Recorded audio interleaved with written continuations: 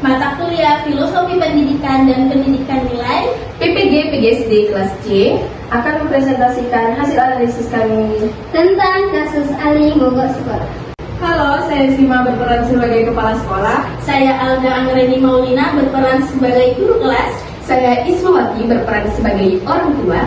Saya Destian Raza berperan sebagai konselor. Saya Ade Irma Fitriani sebagai teman sekelas.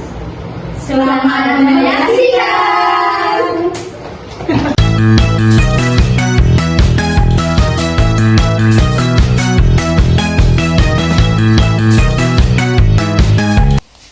Sebagai kepala sekolah, saya memandang bahwa mogok sekolah yang dialami Ali perlu dipahami secara menyeluruh, bukan hanya dilihat dari permukaan. Perilaku tersebut bukan karena malas atau tidak mampu, tetapi karena ia mengalami perubahan besar dalam hidupnya, seperti pindah lingkungan dan kehilangan pergaulan. Perubahan ini mempengaruhi kondisi sosial dan emosionalnya. Menurut pemikiran Ki Hajar Dewantara, pendidikan adalah tuntutan dalam hidup tumbuhnya anak. Artinya, sekolah seharusnya membantu Ali beradaptasi dan menuntun perkembangan potensinya, bukan sekedar menuntutnya menyesuaikan diri tanpa pendampingan. Sebagai kepala sekolah, langkah yang dapat dilakukan adalah melakukan identifikasi awal dan pendampingan bersama wali kelas, konselor, dan orang tua agar permasalahan dipahami secara menyeluruh. Selain itu, sekolah perlu menciptakan lingkungan yang aman dan ramah agar Ali merasa nyaman. Komunikasi dengan orang tua juga harus diperkuat, serta peran wali kelas dan konselor dioptimalkan melalui pendekatan persuasif dan penuh empati. Sekolah perlu dikembangkan dengan prinsip berpihak pada kodrat anak dan menjadi ruang aman bagi perkembangan lahir dan batin siswa. Pendidikan harus bersifat menuntun, bukan memaksa, serta didukung dengan pendampingan psikososial yang kuat. Pembelajaran juga perlu dibuat bermakna dan relevan agar siswa merasa sekolah adalah tempat yang penting dan menyenangkan bagi dirinya. Berdasarkan pemikiran Ki Hajar Dewantara, tujuan pendidikan adalah menuntun anak mencapai keselamatan dan kebahagiaan setinggi-tingginya. Dalam kasus ini, nilai kemanusiaan diterapkan dengan memahami kondisi emosional Ali, nilai persatuan dengan membangun rasa diterima di lingkungan baru, dan nilai keadilan sosial dengan memberikan layanan sesuai kebutuhannya. Sebagai kepala sekolah, saya bertanggung jawab memastikan sekolah menjadi tempat yang menuntun, melindungi, dan memberdayakan setiap siswanya.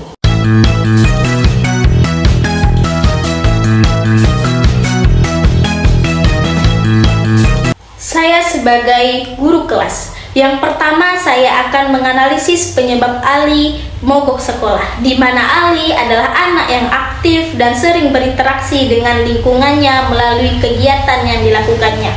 Tidak hanya teman sebaya, tetapi kakak tingkatnya juga. Ali selalu berprestasi di bidang olahraga. Keaktifannya tiba-tiba turun drastis sehingga Ali mogok sekolah. Penyebabnya dimulai saat pindah sekolah karena mengikuti orang tua yang pindah tugas ke luar kota. Ada beberapa faktor yang mempengaruhi keseharian Ali. Yang pertama ada faktor sosial, di mana Ali harus melakukan adaptasi kembali dengan lingkungan barunya untuk menyesuaikan diri. Ali merasa kehilangan teman dekatnya sehingga munculnya rasa tidak nyaman dan perasaan terasingkan. Kemudian yang kedua ada faktor lingkungan, di mana perbedaan kondisi geografis, cuaca yang panas untuk melakukan aktivitas. Hal tersebut menjadi penyebab munculnya dampak yang kurang baik. Turunnya semangat belajar, kurangnya antusias Ali untuk mengikuti kegiatan di sekolah dan sering berdiam diri di rumah. Kemudian langkah-langkah pemecahan masalah kasus Ali mogok sekolah. Yang pertama, mengidentifikasi penyebab masalah dan dampak yang dialami oleh Ali. Kerjasama antara guru dan orang tua untuk mengidentifikasi dan mencari solusi dari masalah yang dialami oleh Ali dengan pendekatan yang humanis agar Ali merasa nyaman. Kemudian yang kedua yaitu menguatkan peran guru kelas untuk melakukan bimbingan dan konseling. Langkah ini dilakukan oleh guru kelas untuk membangkitkan kembali semangat dan antusias yang dimiliki oleh Ali, sehingga kepercayaan diri Ali dapat terbentuk kembali dan dapat mengatasi masalah yang dirasakan atau dialami oleh Ali. Hal ini dilakukan tentunya selayaknya orang tua yang ada di sekolah. Kemudian yang ketiga, yaitu mengembangkan pembelajaran yang inklusif dan menarik. Langkah ini dilakukan untuk melihat, mengidentifikasi, memfasilitasi, dan mengembangkan minat, bakat, serta keterampilan yang dimiliki oleh murid. Ini menjadi langkah yang baik bagi guru kelas untuk mengatasi permasalahan yang dialami oleh Ali. Melihat Ali merupakan peserta didik yang aktif dan senang untuk berinteraksi dengan lingkungannya melalui minat dan bakatnya pada ekstrakurikuler yang dilakukannya, yaitu di bidang olahraga. Sehingga dengan ini menjadi solusi bukan hanya mengembangkan minat dan bakatnya, tapi dapat menorehkan prestasinya. Kemudian yang keempat, melakukan monitoring dan evaluasi. Dari langkah-langkah di atas, tentunya diperlukan peran guru kelas untuk senantiasa melakukan monitoring dan evaluasi. Monitoring dan evaluasi ini dilakukan untuk melihat perkembangan apa saja yang telah dicapai oleh Ali dan apa yang harus dilakukan perbaikan oleh Ali. Kemudian pengembangan sistem sekolah. Yang pertama yaitu mengembangkan sistem pendidikan yang inklusif dan mengedepankan keadilan. Hal tersebut bisa dilakukan dengan sekolah ramah anak, di mana sekolah ramah anak ini dapat menjadi opsi untuk menciptakan sekolah yang aman, peduli, dan berbudaya dengan lingkungan, sehingga dapat memenuhi dan menghargai hak-hak anak. Selain itu, dapat meningkatkan proses pembelajaran yang menyenangkan dan partisipatif bagi murid.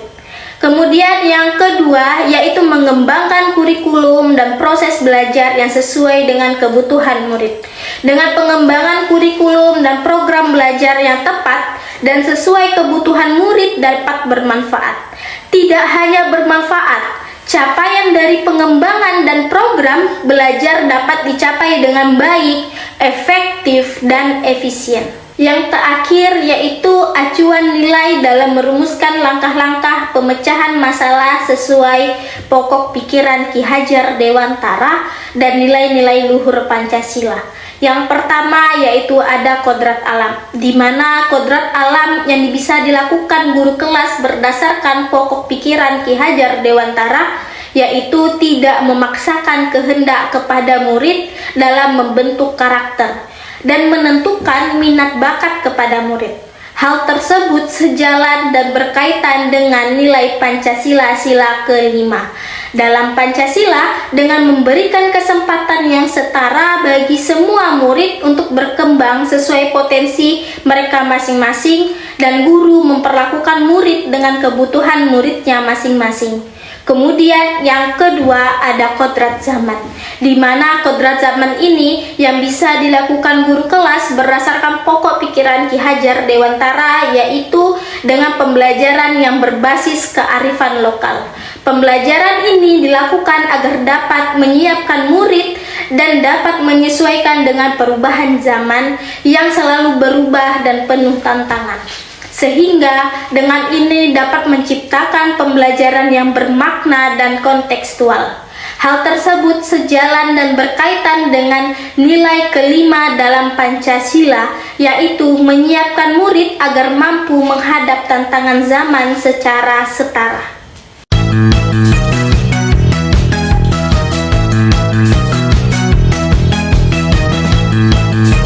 Saya sebagai orang tua, adapun penyebab Ali mogok sekolah dapat dianalisis sebagai dampak dari kegagalan penyesuaian diri akibat perubahan lingkungan yang terjadi secara tiba-tiba dan signifikan.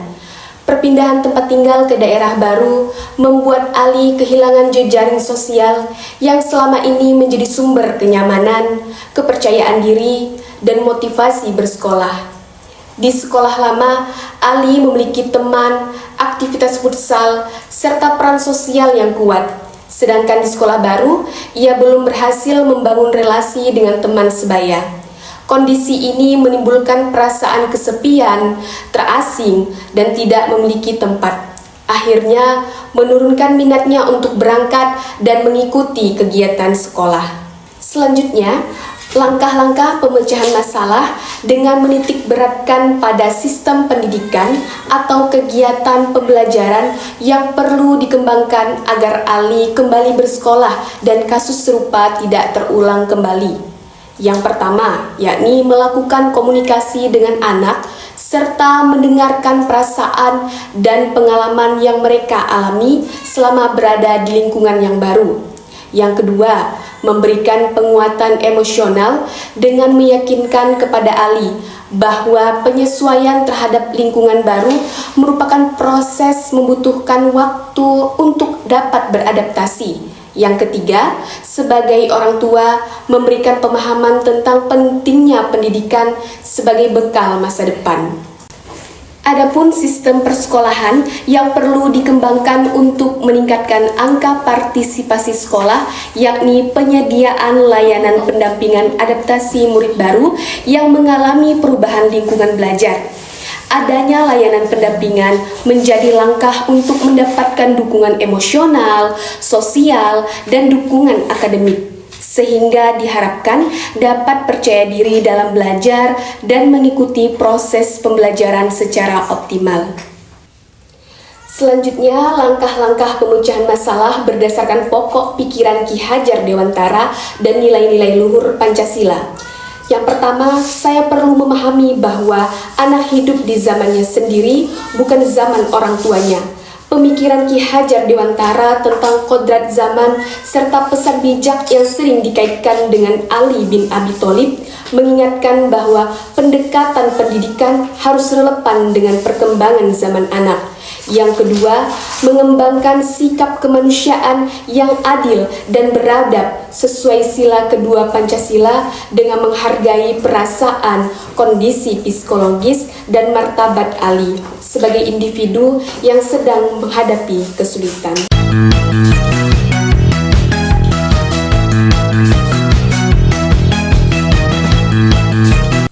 Sebagai seorang konselor, saya harus melihat dari sisi psikologis dan sisi sosialnya. Adapun faktor yang menjadi penyebab Ali mogok sekolah yaitu faktor internal, faktor eksternal, dan aspirasi. Jika dilihat dari faktor internal, kemungkinan terjadi krisis kepercayaan diri, bosan dengan pelajaran, atau masalah emosional yang tidak dapat tersampaikan. Nah, jika dilihat dari faktor eksternal, kemungkinan karena kurangnya rasa aman dan nyaman di sekolah. Mungkin karena pola interaksi dengan temannya tidak sesuai dengan minatnya. Kemudian jika lihat dari aspirasi, adanya kesenjangan apa yang diinginkan Ali dengan apa yang ia dapatkan di lingkungan sekolah. Langkah-langkah pemecahan masalah pada kasus Ali ini menghubungkan pemulihan psikologis dan penyesuaian kegiatan belajar. Pertama, yang harus saya lakukan sebagai seorang konselor adalah konseling individual, yaitu dengan melakukan pemetaan terhadap minat dan bakat Ali. Yang kedua, melakukan kunjungan rumah, yaitu berkolaborasi dengan orang tua untuk menciptakan lingkungan belajar yang sinkron antara rumah dan sekolah. Yang terakhir, mengusulkan kepada wali kelas agar Ali diberikan proyek belajar yang sesuai dengan minat dan bakatnya, sehingga sekolah dapat terasa menyenangkan bagi Ali. Baiklah, berikut adalah perkembangan sistem persekolahan menurut saya sebagai seorang konselor, yaitu sebagai pendidik kita harus mengubah stigma bahwa sekolah adalah tempat menuntut nilai untuk sempurna menjadi tempat di mana kita bertumbuh, mengembangkan peringatan dini untuk memantau ketidakhadiran murid agar lebih bisa segera diatasi sebelum menjadi kasus mogok sekolah, menyediakan layanan BK yang tidak berperan sebagai polisi sekolah, tetapi sebagai sahabat murid yang membantu perkembangan potensi diri.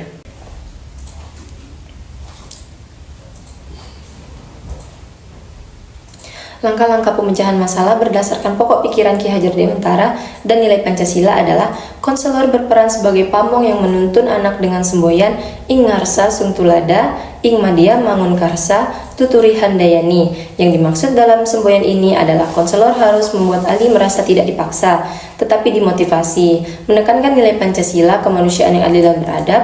Maksudnya adalah sebagai konselor kita harus memperlakukan Ali dengan hormat, tanpa perundungan ataupun pikiran negatif lainnya. Menekankan nilai Pancasila keadilan sosial sebagai konselor, kita harus memastikan bahwa Ali mendapatkan hak pendidikan yang sama melalui pendekatan yang inklusif dan humanis.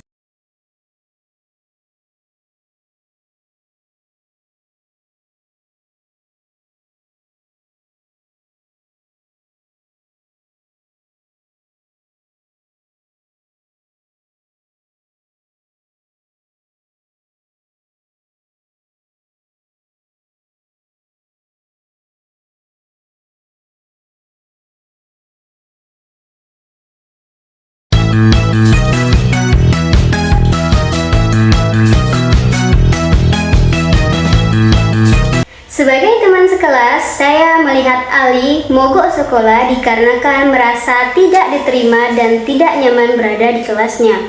Nah, suasana belajar yang terlalu kompetitif dan kurang kerjasama membuat Ali merasa terasingkan, tidak punya teman pendukung, dan akhirnya kehilangan motivasi serta rasa aman ketika berada di sekolah. Adapun langkah pemecahan masalahnya, yang pertama, kami bisa memberikan dukungan sebaya seperti mengajak Ali belajar bersama dan berdiskusi dalam kelompok kecil supaya ia merasa tidak sendirian dan merasa dihargai. Nah, yang kedua, kami perlu membangun suasana kelas yang inklusif. Adapun kelas yang inklusif artinya kelas yang menerima dan menghargai semua murid, apapun perbedaan mereka, sehingga setiap murid merasa aman, diterima, dan punya kesempatan yang sama untuk belajar, saling menghormati, tidak saling mengejek, dan mau saling membantu, sehingga Ali merasa aman secara sosial dan emosional. Yang ketiga, Ali perlu dilibatkan dalam kegiatan kelas yang bermakna seperti proyek kelompok atau aktivitas sesuai minatnya, agar sekolah terasa relevan dan menyenangkan bagi dirinya. Selanjutnya, pengembangan sistem persekolahan. Nah, dari sudut pandang teman sekelas, sekolah perlu dikembangkan menjadi lebih inklusif dan berpusat pada murid, tidak hanya fokus pada nilai akademik.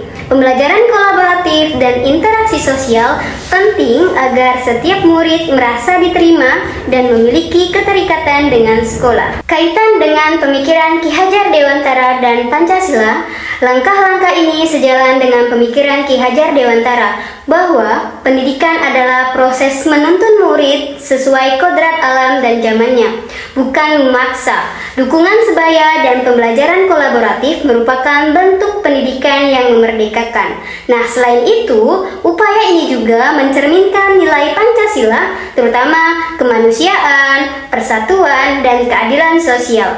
Karena semua murid diberi kesempatan yang setara untuk berkembang dalam lingkungan yang humanis dan bermakna.